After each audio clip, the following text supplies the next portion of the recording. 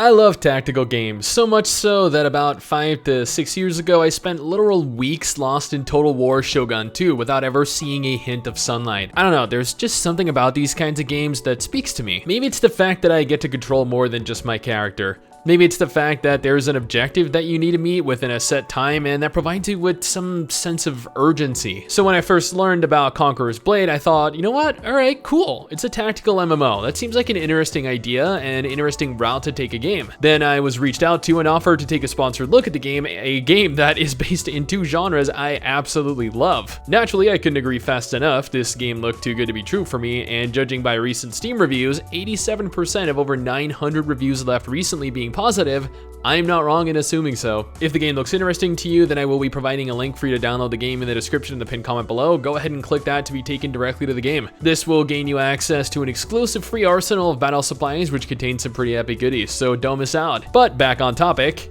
Conqueror's Blade is probably one of the more unique MMOs that I've played out there. When beginning the game, you're given the option of creating your warlord. Obviously, there are 2 genders to choose between, and since this takes place in kind of like a medieval setting, we're not given any largely fantasy-esque creation options like orcs or pointy elf ears. But nevertheless, we are given enough to create a cute-looking character. I opted for an Asian girl because I knew the exact class I wanted to go for. Well, I mean, I say class, but I would like to note that unlike most MMOs, Conqueror's Blade doesn't really provide players with traditional classes, or classes in the traditional sense at least. Instead, after completing the initial tutorial, you're presented with various weapon types to choose between. Dual blade, short sword and shield, musket, then odachi, glaive, long sword and shield, poleaxe, spear, bow, and a short bow. I went with the dual blade specialization because A, I love dual wielding in games, it is one of my favorite fighting styles other than fist fighting, and B, I got to essentially play as a ninja, a freaking ninja set in medieval times.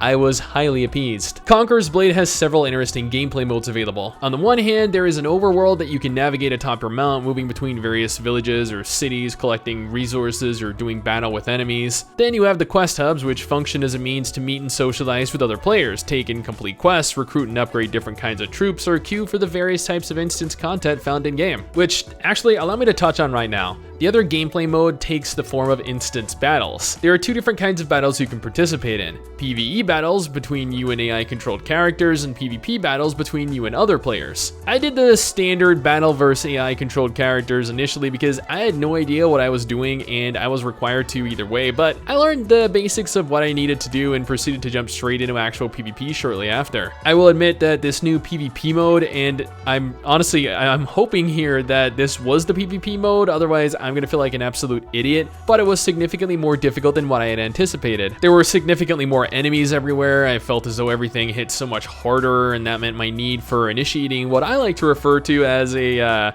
tactical retreat on more than one occasion. Thankfully, I am not a proud man, otherwise I might have felt slightly humiliated having to run away so often, but then again, I did choose to play as more of an assassin, so I feel as though this kinda fit my character's personality. Conditions for victory meant depleting the enemy points at the top right whilst trying to prevent your points located at the top left from hitting 0. The ideal way to go about this, from what I could tell, was to hold 2 different bases while trying to prevent enemies from taking control of them. I won the 2 battles I participated in, but lost the castle siege that I did because, well, I tried scaling the wall, but I got ambushed by several enemies at once, and then I tried breaking through from the choke point out of the front, and yeah, we got routed, like, repeatedly. This is going to take some getting used to and perhaps a little bit of better planning. Oh, right, so I've been talking about the game and the different game modes found within it this entire time, and I've forgotten one of the most important aspects of every game.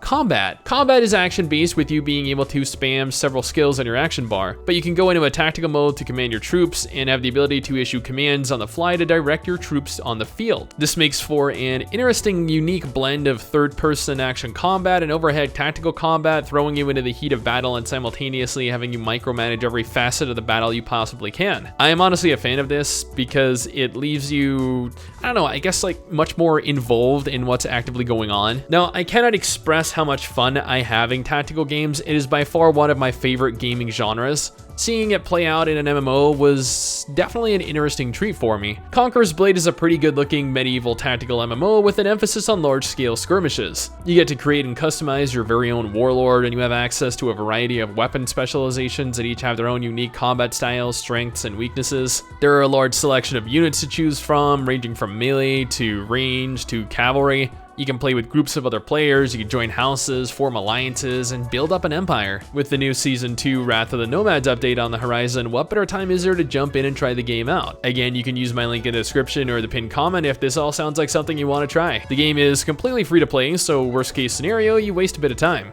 On the other hand, this might actually be just what you're looking for. But that is just my opinion, my first impression of the game. What do you guys think? Are you looking forward to it? Does it look exciting? Will you try it out, or do you even want to? Let me know in the comments below, and let's talk about it. Anyway guys, that's it for me. Thanks for watching. Hopefully you enjoyed the video. Don't forget to subscribe for more content like this, and I'll see you all next time. Peace!